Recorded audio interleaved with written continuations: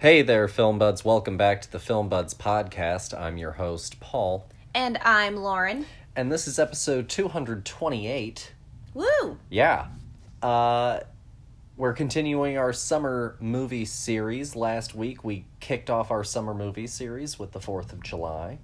Yes, we did. And we went a little bit sort of left field for a typical 4th of July episode. I think most people want to get into the pomp and circumstance, and we really dove into, I think, sort of what it means on a more serious level in relation to now.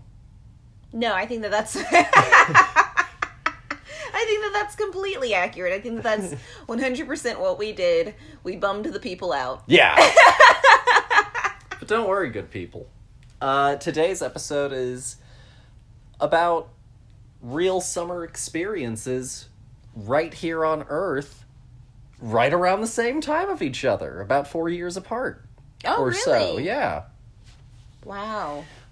So today's episode is all about documentary film and documentaries that evoke summer. Mm-hmm. And that was kind of a wide topic for a little while. I think for me, one of the obvious answers for what did I consider a sort of summer documentary was something nature-related. No, I get that. Yeah. I think that you really did a slam dunk with these ones, though. Like, they are, both in the heart of summer. The idea is summer, and I think that was very successful. Yeah. And, when I really started thinking about summer movies, one of the first just titles that ran through my head of movies was The Endless Summer. Mm-hmm. And so today's documentary episode was sort of based off of that idea, was just that one movie in particular, just what if we did The Endless Summer? Mm-hmm. And then off of that, I wanted to pair it with something because everything was getting paired with something, and I thought, well, let's, sort of look up summer documentary, and one of the first ones that came up was Summer of Soul. Oh, it even has it in the name. Look at us really doing this today. So, it's the recent Academy Award Best Picture winner for Best Documentary Feature Film. Mm-hmm. And so it just seemed like a really slam dunk idea, one of the early documentaries of the 60s that helped define the surfing generation. Mm-hmm. And then a movie all about this incredible cultural moment from the 60s. And honestly, at the time, I didn't even really consider that they were, 65 and 69. Yeah, honestly, we also watched them a little bit apart, so just in the sense of writing them down on the list, they're not that close together, so visually as well, it wasn't oh yeah, these things are connected by only a few years of time. They are in the same decade. Yeah. I don't know why I threw I keep putting the other one, the surfing one, in the 50s. It's, I think, because it has that sensibility, but we'll get into that later. Mm-hmm. So that's sort of the big idea, right? Is let's go and look at real experiences that tap into this core idea of summer. And I think that obviously outdoor activity, be it a concert event or surfing, are definitely two things that people think of when they think of summer. And so I guess with that in mind, actually, for our little bit of opening chitter-chatter, what are some, summer activities? Do you have, a favorite summer activity? And have you ever attended, an all-day concert event in the summer? No. Okay. No, I've never done that. I like being indoors in the summer. It's hot and, you get sweaty. But, I guess summer activities that I enjoy. I'm not really a beach person. I could take or leave the beach. But I do like water, and I always really enjoyed as a kid getting to go to the pool and having water park days and stuff like that. I love going to theme parks, especially, during the summer when the season is right for it. But honestly, the best time to go to a theme park is in fall, is in the late summer, early fall time, because there's nobody there and it's not as sweltering hot anymore. But honestly, like, yeah, I could take or leave. Summer is like a season. Like, I like the fact that, you know, as a kid you got the freedom, but also I could have had that really anywhere, you know. If you told me that I got all of winter off, I'd been like, tight, you know. Yeah, I think some of the poetic nature of summer is oftentimes affiliated with youth. Mm-hmm. You know, being young, having summer to do whatever you wanted, all the way even into your college years. You know, yeah, maybe you worked a job, but you were still potentially part-time. Yeah, and, you like, know. You had that that endless possibility that also came with summer. Mm-hmm. Because you had so much time. Exactly. And so I think that summer has this interesting nostalgia, but I think that it's also really tied up with youth, which I think is also very appropriate in a weird way for what summer sort of symbolizes on a certain level as well. Yeah, you know, in the scheme of the seasons, you know, spring is rebirth, and so then summer is the everything is thriving kind of time, you know, the good young time, and then fall is when things start to age, and then winter is like, you know, the death season kind of I guess, to like put a darker twist on it, but it's like, you know, if you're looking at trees outside, if you're in the States especially, I know that seasons are different wherever you go, but no, you get the fall foliage, and yeah, you know, then the leaves fall. Exactly, and then you have just like barren trees and landscape around you, and you know, and then we start back up again with spring and rebirth. So I think that you're accurate in saying that if the seasons were a person, this person would be a young adult. Yeah. You know, teens into 20s kind Yeah. of person, you know, all the way, you know, obviously this is speculative depending on who you are as a person, you know, but like once you start hitting like your 50s, that's like the fall season. Yeah. You know, I get where you're at. Daddy-o. Well, as far as favorite summer activities go, you know, I love grilling. I love going to the movies. Oh, that's fair. You know, it's a great reason to go indoors in the movies, you know, especially I remember Dad talking about when he was young, you know, one of the things that movie theaters would sort of use to advertise was that they were air conditioned. You know, that was a big deal in the South in the summer for something to go and do. You know, spend $1 or you know, less, get to sit inside for 2.5 hours, man. You know, get to be out of the heat. Yeah. And so that had a lot of appeal, especially for young kids, you know, in the summer and that kind of thing. And so that was obviously less the case for me, but I still enjoyed going to the summer movies and the summer movie season. I love grilling.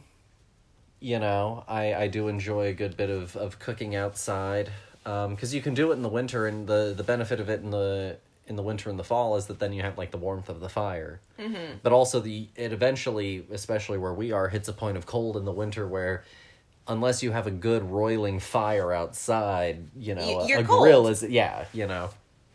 So, as far as have I ever attended a concert festival, I have. I went to an event hosted by the alt rock station around here, and it was the Summer Weenie Roast Fantastic. concert series. That's fantastic. I want a t-shirt that says that. And I saw,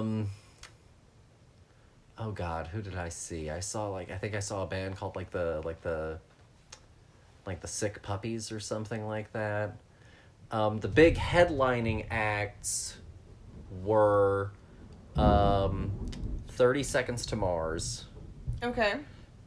Sublime with Rome, Uh-huh. and I'm totally blanking on the band, but it's the guys that did that song Sail. I'm not. I don't know if I know. Sail. You know what I'm talking about? Where, like, the guys just, like, shout at that song for, like, half of it. Oh my gosh, no, but absolutely. I don't need to look it up now. I want your version of it to be the only version that I know. Wonderful. So, those were, like, the big ones. I was the most hyped for Sublime with Rome, because I know Sublime. Mm-hmm. And so I was pretty excited to see that one.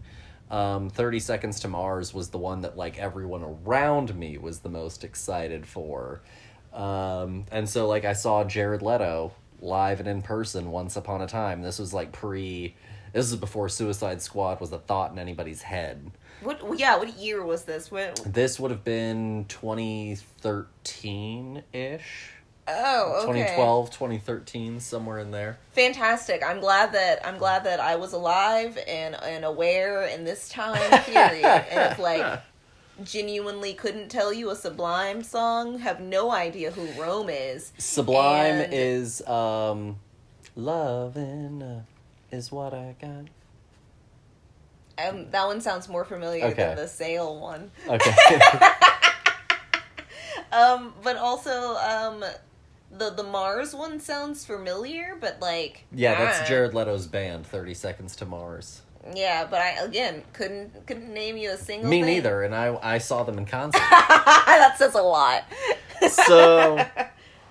but that's the one that everyone was really, really into. I remember all the cell phones came out for that one. Oh, stop it. Oh, yeah, you know. Oh, gosh, you all pulled out your flip phones, you say. Well, you know, it was still early. Actually, that was back when everyone was really, like, ultra comparing their smartphones, and you had smartphones that had really stupid fucking features that, like, none of them ever needed, but it was because they were all trying to be different than the other one. Remember the one that had, like, attachable things to make it a camera? Or yeah, you had to, like, carry around, like, 50 attachments? Yeah, there was also one that was, like, 3D. You know, it was, like, a fantastic. parallax screen as well. So, like, it was that kind of fuck shit, you know? Ah, good. It was that time. The sweet spot. Perfect. Sweet spot in technology. And BlackBerry was still around. Oh, gosh, everybody had a BlackBerry. They thought they were doing work on those things. For a long time, because of the level of encryption that you could get with BlackBerry for a very long time, BlackBerry was, like, the de facto device of certain government agencies, if I'm not mistaken. Well, honestly, they pretend like they're incognito, but if everybody has a BlackBerry and is driving that same kind of car, like, we're all gonna go, are they Mary Kay consultants, or are they secret agents? But I guess without any further ado, we should go ahead and jump into our main discussion, which is film. And in particular, we're going to start with, we'll go chronologically, we'll start with The Endless Summer. Okay. And to kick things off, I thought we would do just a very brief history, I promise it is, of surfing. Oh, okay, sure. I have no idea anything about the history of surfing. Fun stuff, then. This is the big highlights, you know, sort of bold strokes of it. Fantastic. So body surfing is the earliest agreed upon sort of form of surfing. Mm-hmm. People went out into the waves and, you know, body surfed as a form of locomotion in the ocean.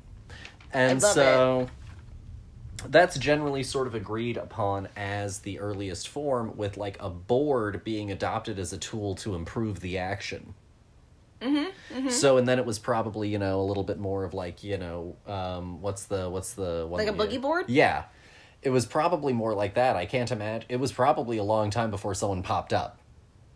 Oh, I'm sure they were also probably using it as, like, a means of, like, being able to float. Yeah. As well, you know. Look for things in the water. Exactly. Below, that kind of thing. You know, you can linger a little bit more when you have something that's buoyant. And it's a little bit less tiring. Yeah, exactly. On the body.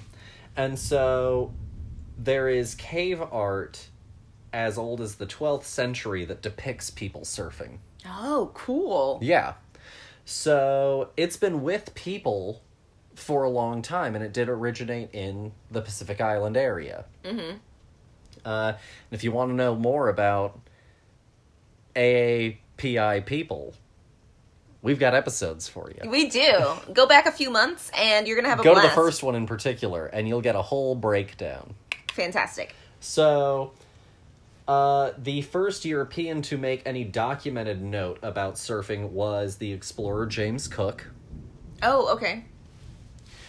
Christian missionaries are actually a negative impact, surprise, surprise, on the culture of surfing, because once European settlers started to move out into Pacific areas and set up missionary settlements, part of the thing that also got stripped away with that was surfing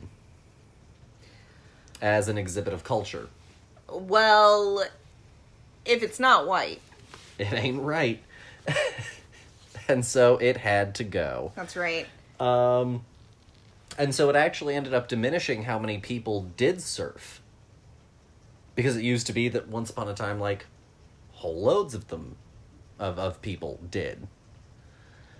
And then once European settlers came in and attacked, these sort of tribes and put some of them into missionaries, then some of them got disconnected from that part of their culture. And then they didn't practice it as much. Such a shame. Such a shame for history. Every single time. Every single time. That's right. Surfing ended up being brought to most people's attention, though, once they started to hear about it from certain travelers who were also writers, like Jack London. And then there actually ended up being a surfer who won the 1912 Olympic medal for swimming of some kind. It was a guy named Duke Kahanamoku. Fantastic. And he was called the Duke, and he was a surfer, and it's generally agreed upon that his, really powerful stroking style when he was, going out to surf is what ended up really leading him to have that sort of superiority over people who were just standard swimming laps, sort of in pools. I don't doubt that in the slightest. Yeah, I mean, when you're going out up against, a force of nature, and then you're in still water. Pool, yeah, honestly. Yeah. That makes perfect sense. Yeah. And then it really, really got big, particularly in the U.S., once Hawaii was made into a state. Yeah.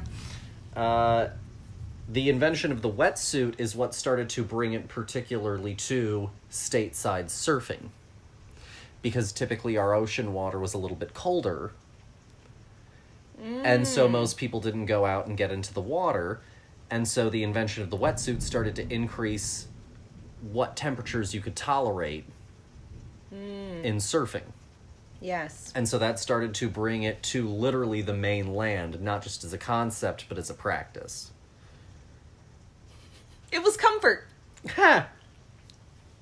And then by the 60s, it was starting to really boom, and then one of the things that did legitimately help it blow up was this movie. Was The Endless Summer. Fantastic. Mm-hmm. Yeah.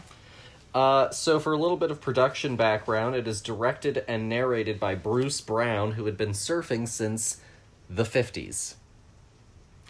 He started surfing a decade earlier, fell in love with surfing culture, while he was stationed out in Oahu. And that was also where he took his first footage of surfers on 8mm film. And he did, in the early days, a lot of still photography, then moved into 8mm. By 1958, he made Slippery When Wet, which was his first sort of proper surf film that he shot on 16mm, and it cost him $5,000 to make it. It sounds like a porno. It does. By 1962, he was making a surf film a year, and he was self-exhibiting, where he would do live narration on stage with taped music while the movie would play behind him. Fantastic. He had no practical training in film. He essentially read, How to Make a Film, the book. And that was, his sort of formal training in film making. to gather funding for this worldwide surf project that he had concocted this idea for, he took some of the best of footage of his previous films and compiled it together in a new movie called Waterlogged. And he went and sold Waterlogged and raised some capital that way. And he needed $50,000 to make Endless Summer. So he did that, he worked, got the money together, and was able to get the movie made. However, he still also couldn't afford for the surfers to fly around the world, so each of them had to pay for their own ticket, and they got reimbursed later on. And so it cost each of them $1,400, which back in the 60s was a pretty penny. Yeah. And so production lasted 4 months, and they went and they traveled the world. It was written and directed and shot by Bruce Brown. It was edited by Bruce Brown. And the music was by a triad, John Blakely, Gaston Joris, and Walter Joris of the band The Sandals, who were like a beach sound band. I mean, that makes sense. Of course, Bruce was our narrator, and then our main principal surfers were Michael Hinson and Robert August. It was released June 15th, 1965. It has a runtime of 1:35. It was shot actually on 16 millimeter, but exploded up to 35 millimeter for the final printing for theatrical release. Oh, okay. Which was a common practice for cheaper movies back in the day. Interesting. I learned so much from you. I'm glad. And part of the reason it's all narrated is also because he didn't shoot sound. And that's also what helped him keep his costs down. Well, he just shot literally just the film. I mean, that makes a lot of sense. Also, you know, that cuts down on having to cut out a lot of sound as well. You don't need more people. Yeah. It's just you, the camera, and the surfers. Maybe some camera people for additional footage. And that's it. The plot is the crown jewel to 10 years of Bruce Brown's surf documentaries. Brown follows two young surfers around the world in search of the perfect wave, and ends up finding quite a few, in addition to some colorful local characters. So, we'll start with you. How familiar were you with surfing? And had you ever heard of this movie before seeing it? Okay, so my familiarity with surfing goes back to, I was a part of this, like, summer camp program that my parents put me into, where we would go and do, like, random, like, outdoorsy things, like a big thing once a week, and then, like, little things, like, we would go to, you know, parks and stuff like that throughout the regular part of the week. But we would do like long trips every once in a while, and one of our long trips was to go to the Outer Banks and go surfing on the North Carolina shore. And that was my first time going surfing. Obviously North Carolina isn't known for its surf because there is none. Pretty much. And so that was my only real experience with surfing. I've never gone anywhere more exciting, I guess, than that to go surfing. I'm definitely not gonna try my hand in like someplace like Hawaii or even, you know, with real surf people. Yeah. I couldn't get up on the board. I mean, like, I got up on the board, but it was like an instant like fall off like every single time. And maybe it would be better with actual surf people to tell me surf things, but I was like getting instructed by somebody who surfs in North Carolina. So, yeah. Fair enough. But, like, it was an interesting time. I don't really like the ocean, as I previously said before. So it's, like, not really a sport that I personally want to experience often. Mm-hmm. But, it's a fun thing to do. I think that it's definitely more interesting than just like hanging out on the beach for sure. Yeah. But my familiarity with the movie, Yeah. I'd never heard of any of these documentaries. I'm just gonna say that right now. The types of documentaries that I would watch were usually related to animals. Nature, yeah. So, if it wasn't a planet Earth, I didn't know it existed. But this was a really fun. This was not what I was expecting at all, and in a good way. I didn't know really what a surfing documentary was gonna entail, but I loved the charm of this movie. I think that it feels very much like 1965, in every aspect of its, production to just listening to this man talk. Yeah. He had that sort of 50s, 60s narrator sound. Yeah, the things that he would say, the little catchphrases, that just sound very like, I don't know, very, very kitschy, very like for of the times, golly gee willikers, kind of stuff. And I loved the soundtrack as well, but it also it all lent so well to this very specific idea of like this California surf community of the 60s and like what that's like. Yeah. And I also think that this movie was pretty honest with what it was. It is a documentary, so like not every place they went they Worked. could even surf at all. It wasn't like we got to only see the good stuff. We saw them traveling. We saw them, going across all of these different places where you would never expect people to go to surf. Yeah, they went to great lengths. That's what I think was so impressive about the documentary is when you really think about it, these guys went to incredible lengths for what would ultimately amount to sometimes 2 to 8 hours of surfing. Mm-hmm. Days of travel, hours of travel, across difficult terrain sometimes, down into weird little pocket areas, to then maybe get 2 to 8 hours, of surf. Mm-hmm. I loved them being like, I don't know what the name of this beach is, and so they would just like give it some kind of name. Yeah. For the documentary's sake. It was really a really hip 60s movie. You know what I mean? Like it was a youth culture, I think, kind of favorite as well. Yeah, and I completely understand that. Like, it feels like I should be like 22 again. Watching these energized to go out and find this endless horizon. Yeah,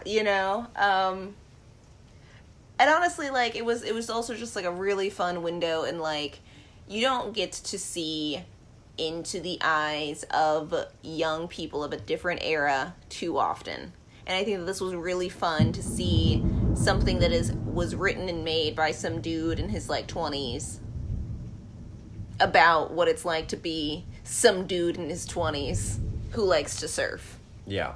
And I think that that's great. Is this the oldest documentary that you had seen? Possibly. I don't know. I really couldn't Need tell some you. research to decide. Maybe, yeah. I don't, I guess, include, when I think about, like, documentary, I guess I don't necessarily include some of, like, early film just because, like, what else were they supposed to record when they first made the camera? Oh, I get that. That's fair. You know what I mean? So I don't necessarily count, like, some of the Edison films of, like, people boxing in the Black Mariah as, like, a documentary. The fuck else was he gonna film? No, yeah, he didn't have actors. The whole concept was like foreign. He was testing this thing out. Exactly. So I'm not sure that, like, I think that once you get to, like, truly creating narrative out of the discussion, then you're kind of into the documentary realm. And so this, I think, is probably the oldest one I've seen. I'd have to do a little bit of research to confirm that, but I think this is probably the oldest I've seen. I think that that's pretty fair. I mean... Not including, I guess, also some of the, like, pseudo-documentary newsreel-ish type of stuff of, like, the 40s that I've seen, like, footage of.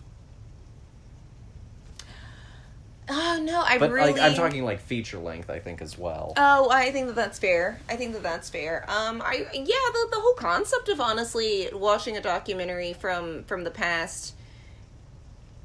You know, I don't think that the idea has ever really crossed my mind. I don't think that this was an avenue that I really was expecting to find anything in, if that makes sense. Mm-hmm.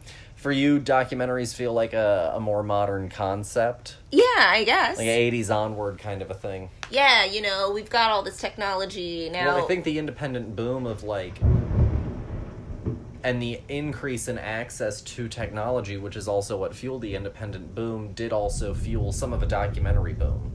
Yeah, exactly, because also it's a matter of access as well. Yeah. You know, you have to have the access to the equipment to then make your documentary. To find your subject and film it. Yeah, exactly. Or, you know, I expect, like, documentaries to be more of, like, for a scientific audience to be used as research or something like that for something, you know, let's say that I am an early explorer from the 20s who is going into the pyramids for the very first time.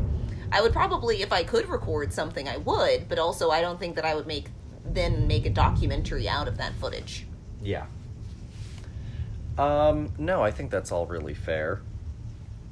I really enjoyed it as well. You know, I think that it is, to your point, it is very old-fashioned, and I think that for some people that'll probably be, like, not their bag.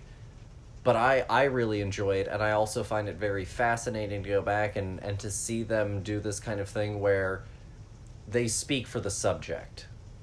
Mm-hmm. You know, and it's really then when you move into, like, the later 60s and moving into the 70s where the documentary really starts to go to this kind of, like, fly-on-the-wall, cinema verite, mm-hmm. hands-off, don't touch kind of approach, mm-hmm. and the subject then is supposed to be, you know, sort of speaking for themselves.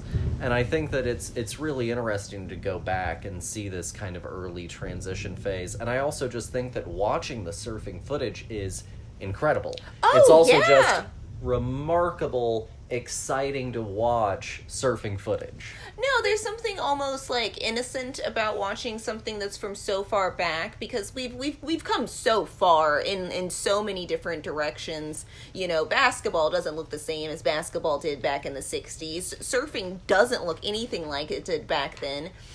You know, now, because we've gotten better technology, we've gotten stronger, we've gotten more time. And it was just inspiring to, like, watch these people who were, like, surfing had just come to the States not too long ago.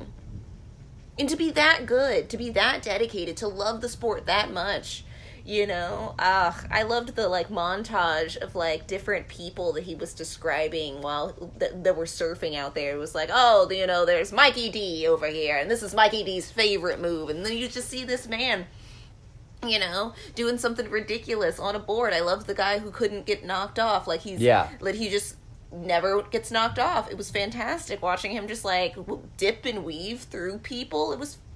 I couldn't do that. Everybody would have been hit. It would have been a whole cluster. It would have been the worst. Absolutely phenomenal.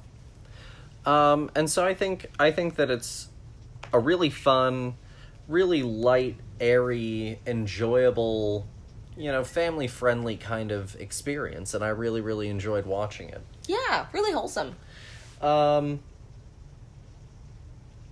So if you had to rate The Endless Summer out of 5, what would you give it? I think I'm going to give it a 4. Okay. You know, for no real and particular reasons, but, like, I don't know, I think that I really enjoyed the parts where they were, and obviously it's a documentary, so you can't control everything, but I really enjoyed the parts where, like, they were actively, like, in, like, the fun surfing communities, and, like, some parts of the movie were just not like that. Yeah. You know, the parts of it were just like some dudes just wandering around, you know. Looking for stuff, hanging out. Yeah, exactly. I loved that weird dude that like drove them across country. Like that guy was great. He was a hoot. Terrence. Yeah. He was a hoot. But yeah. Not all of it is that. And exactly. There are some lulls for you. Exactly. Yeah. I'll go 4.5. Okay. I think you're right on with how it hits this sort of dreamy sweet spot of summer, and I think in their sort of quest for the perfect wave and this perpetual life of being in summer around the world, I think that they did end up creating this kind of wonderful, sort of semi-poetic experience of this idyllic summer, this endless summer. If you just keep traveling long enough, it's always summer. You know, you chase it like the horizon. Mm-hmm. And I think that also kind of fits into that 60s jet set mindset of, just perpetually traveling, wanderlust, sort of, you can hop on the plane and be around the world tomorrow. Yeah. And I think that it also hits into those sort of romantic ideas as well, very effectively. No, I think that all of that makes perfect sense. I like it. Moving on, we have our next film, Summer of Soul, or When the Revolution Could Not Be Televised. The movie gives you a lot of its own background up front. Oh, yeah. So, I mean, if you want to know some of the background, watch the movie. But essentially, this Harlem Cultural Festival was filmed back in 1969. And then for 50 years, the footage sat in a basement. And what ended up happening behind the scenes during that time was a few different people tried to get something going, and it never happened.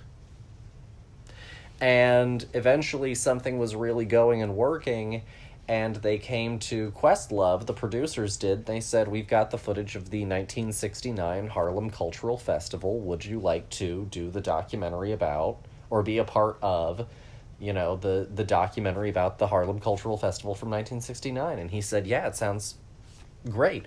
What is the Harlem Cultural Festival from 1969?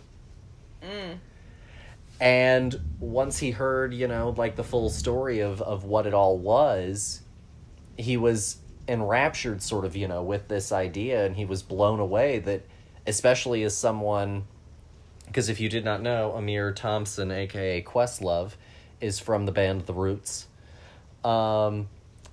He was astounded that he hadn't heard of this as a musician. That somehow this massive black musician event happened. And he was even astounded that he hadn't fucking heard of it until the producers came to him and said, hey, we got this footage of this incredible event that happened. Yeah, but I mean, when you scrub history, they don't leave a spot. No, man, if you let them. And so I think that it was really, really interesting that that's sort of some of the backstory, and he got a hold of the footage, and the documentary finally happened. And it's fantastic. Yeah. It is directed by Questlove. It is the cinematographer who was really, I guess, sort of overseeing the, probably, I imagine, a little bit of the restoration, is Sean Peters. There aren't really any cast members. I mean, it's a bunch of the bands and some of the attendees, that are subjects of the film. Archive footage of people like B.B. King, Nina Simone, current day footage of some of the performers of The Fifth Dimension, and it's Gladys really Knight. Anybody who was aware of the event, who basically wanted to come and be a part of this, could come and talk about it. Yeah. And the plot is a documentary about the legendary 1969 Harlem Cultural Festival, which celebrated African American music and culture and promoted Black pride and unity. I guess I'll go ahead and kick this one off, since you started on the last one. Yes. So I was aware of the documentary, and it was one that I was interested in seeing, but partially also because of the Film Bud's schedule, we ended up just not getting around to it. But it was one that was really on my mind, and like especially when we were coming up to Oscar season, when I knew that it was nominated, it was one that I was thinking about potentially trying to work into the show in some sort of capacity, or just watch in general. For those of you who may go, God, why didn't I know that this movie won Best Documentary at the Oscars this year? It's because the thing that preceded it was the infamous slap. And if you're wondering, wait, which slap? It's the one that you're thinking about. Mm-hmm. It's the one that people wouldn't shut up about. Yeah. So, that's why you might not have heard about it. But it's a pretty interesting story, and like I love so much of the musicians. I'm in particular like a big Nina Simone fan, and when so I saw that like in the trailer that this had some classic Nina footage in it, that was a big draw for me personally. And I gotta say, it didn't disappoint even fucking remotely at all. Oh my gosh. It was every bit a Best Picture winning documentary. It was fantastic. It drew you in, I think, with the right amount of circumstance and tension, and I think that they managed to then make it fun and poppy and dynamic, but then also still come back around in the third act and work some of that heart and power and underlying heft of the moment to the story again, without still never really making it dour or serious or moody. And I think that that's a really, really impressive feat for what they did overall. And that's sort of like my broad thoughts on the movie. What did you think? So I had honestly never heard of this film before, as usual.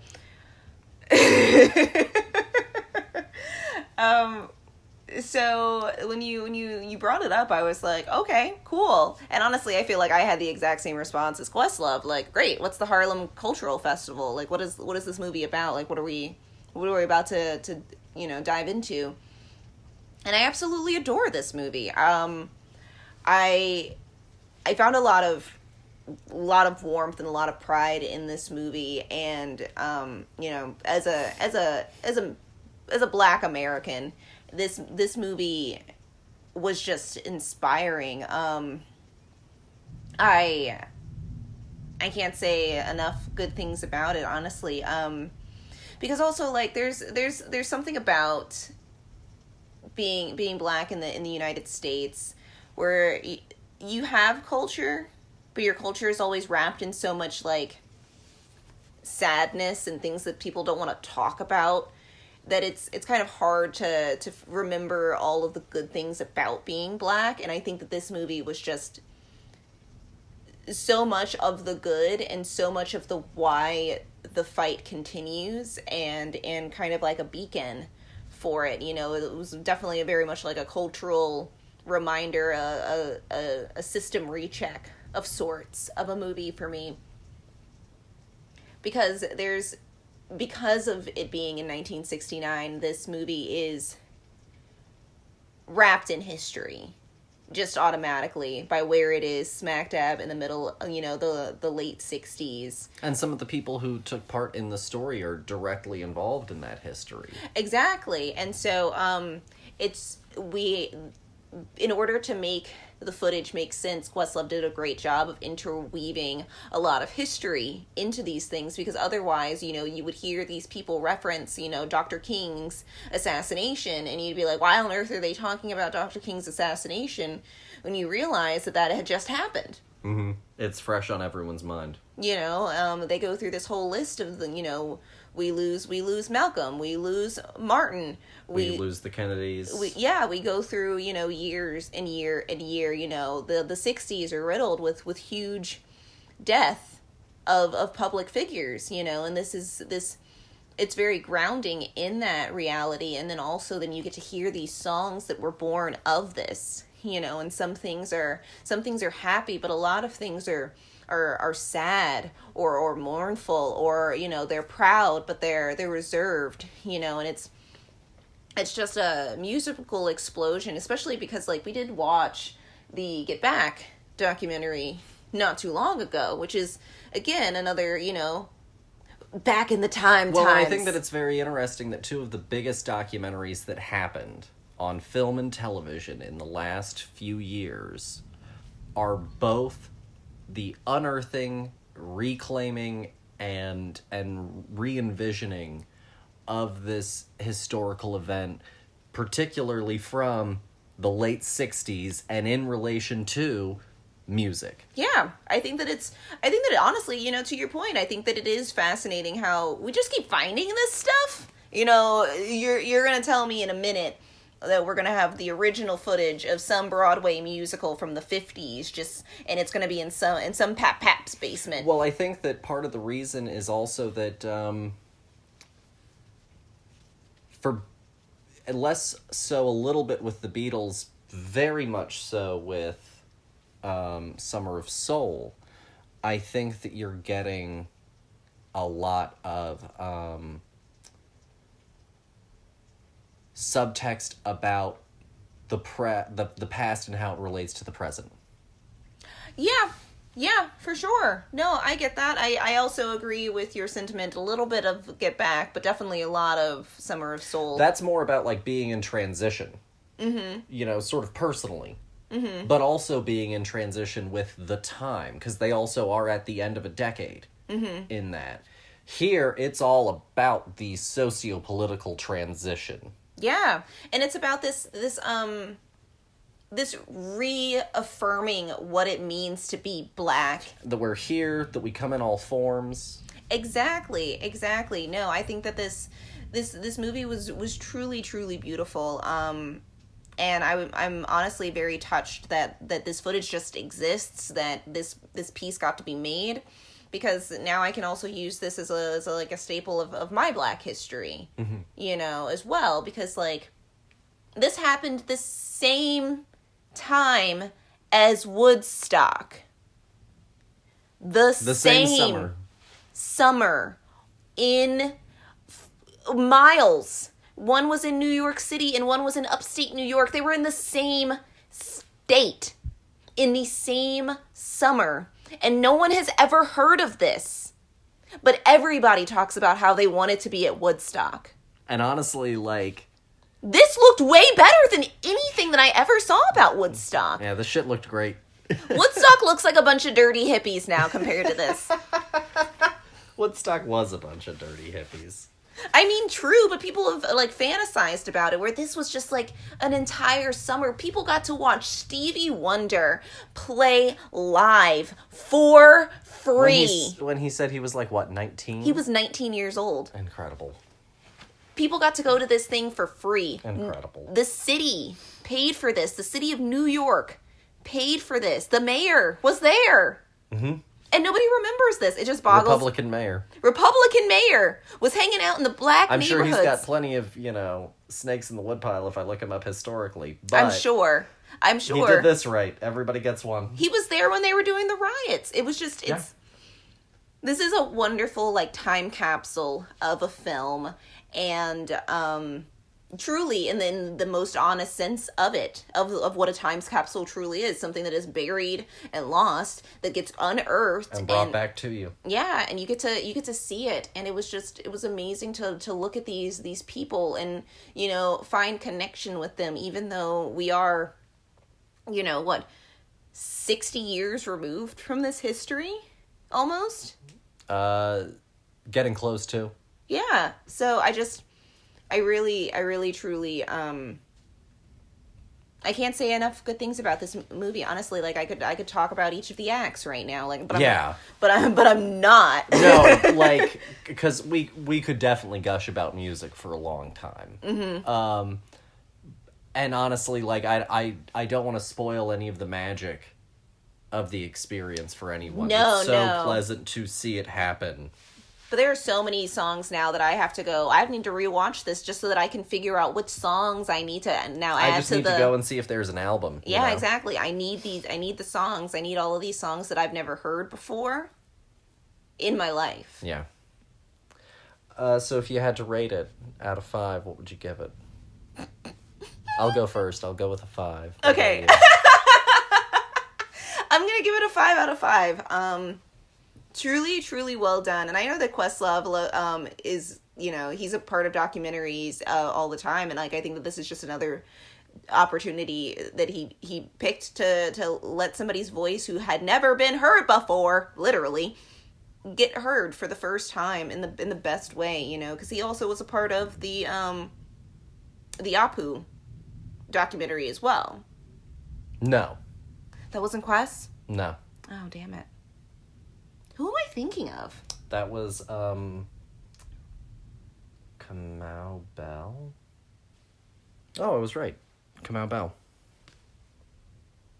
Is that who you were thinking of? Oh my gosh, that is who I was thinking of. Mm-hmm. Oh, Jesus. Honestly, they've got similar energy. That's fair. It's the big beards and the big hair. Yeah, but also it's like the way that they talk as well. Mm-hmm. So, anywho, still a 5 out of 5, regardless of me not knowing, apparently, all of Questlove's many endeavors. But, I know that there's something else. He's a part of the house band. The Roots are currently the house band on The Tonight Show with Jimmy Fallon. And I think I thought that was that guy.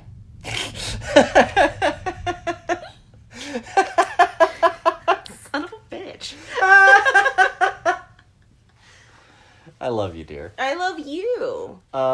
This is something that's gonna ram my brain for a while now. Yeah, you're gonna be down this rabbit hole for the rest of the night.